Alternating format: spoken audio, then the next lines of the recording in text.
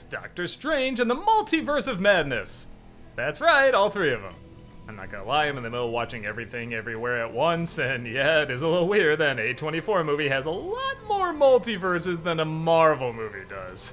I'll be honest, I was focusing a lot less on that and more on Sam Raimi directing a Doctor Strange movie than anything else. And as that concept goes, I had a great time with this. I should give a heads up, I'm gonna go into spoilers in this review. If you want to know my thoughts without the spoilers, you can watch my Untitled Review Show episode, because this film, not surprisingly, does have a lot of spoilers to talk about. A team from another dimension named America Chavez seems to be traveling from dimension to dimension trying to find someone who can help her out. She thinks it's Doctor Strange, but the only thing is the last Doctor Strange in the last dimension tried to kill her off. She's hoping the one we're familiar with can help out, but unfortunately, Wanda is back and likes the idea of traveling to a different dimension where maybe her kids are still alive. She gets taken over by the Scarlet Witch, dark magic, something, it doesn't matter, and doesn't care who she hurts or even kills to get back her happily ever after.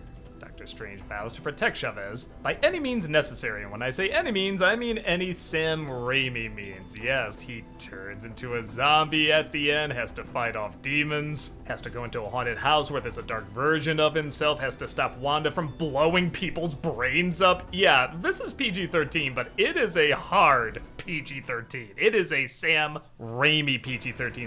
But even as PG-13s are kind of PG-13s, this is like Drag Me to Hell PG-13. It's practically an R. Well, I think a lot of fans were hoping for different universes to be utilized in this and different characters from different Marvel properties to finally be introduced, and yeah, they are. Nothing too important is brought up in this. Yes, you do see the leader of the Fantastic Four, you do see Xavier, and yeah, I did kind of go insane when I saw the yellow wheelchair and the Danny Elfman music go da da da da da da da. Why is that so cool, just hearing Danny Elfman reference that 90s theme? The only major things that are probably important to know in this film is the introduction of Chavez, who can jump into different universes, and the fact that Wanda is killed off in the end, even though, yeah, they can probably bring her back in some way.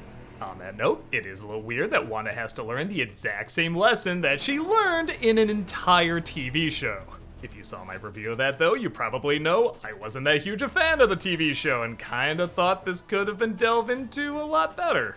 Honestly, in a more dark and twisted way, and well, this is definitely a more dark and twisted way. When she sees her kids in another dimension, they're afraid of her, like they see her as this terrifying abomination. It is so like a monster movie. I just immediately thought back to Bride of Frankenstein when she sees the Frankenstein monster and screams. It's so eerily similar to that, and I love that. Sam Raimi clearly loves monster movies and the themes of monster movies. And yeah, it probably goes without saying, but if you're seeing this movie just to see Sam Raimi's take on a Doctor Strange film, you're gonna get what you're looking for. All the fun camera angles are back. All the creepy but also goofy imagery is exploited to no degree. His weird obsession with eye is all over the film. Even the first big fight kinda has a Spider-Man vibe to it. I was really having a good time. But as a lot of people have pointed out, that's kind of where it ends. It's just kind of a good time. And even then, I don't think everybody had that great a time. They were kind of asking questions like, hey, where did Chavez go? She kind of just disappears in the third act. Oh, there she is, huh? Guess she didn't leave that big an impact, even though it's supposed to all be about her. Why is Wanda learning the same lesson? How could these characters not take her out earlier? Did I think much about it? No, because I was just having too much of a good time watching Sam Raimi do a Doctor Strange film. But I get not everyone's gonna be won over by that. So I guess a lot of it does depend on what you're looking for. Me personally, I got exactly what I was looking for.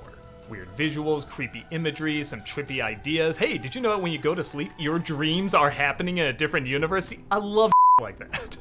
I even kinda love the fact that the joke in WandaVision now is kinda justified. It really was just a troll joke because, yes, they are acknowledging they can go into different universes where cast members from X-Men movies play the same characters. And I'm not gonna lie, I think that justifies this cameo, and the fact that everyone got so upset about it makes me laugh at it even more.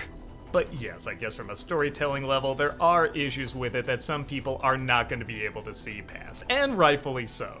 But I definitely think there's a lot of people out there like me that just says, who gives a It's Sam Raimi and Doctor Strange being the most Sam Raimi and Doctor Strange they can. So take that for what it's worth. On that note, did you think this being a Sam Raimi film was enough to say it and you had a good time? Or did you find that distracting and found it took away from a lot? Let me know your thoughts, and maybe I'll see you in the eye of another universe.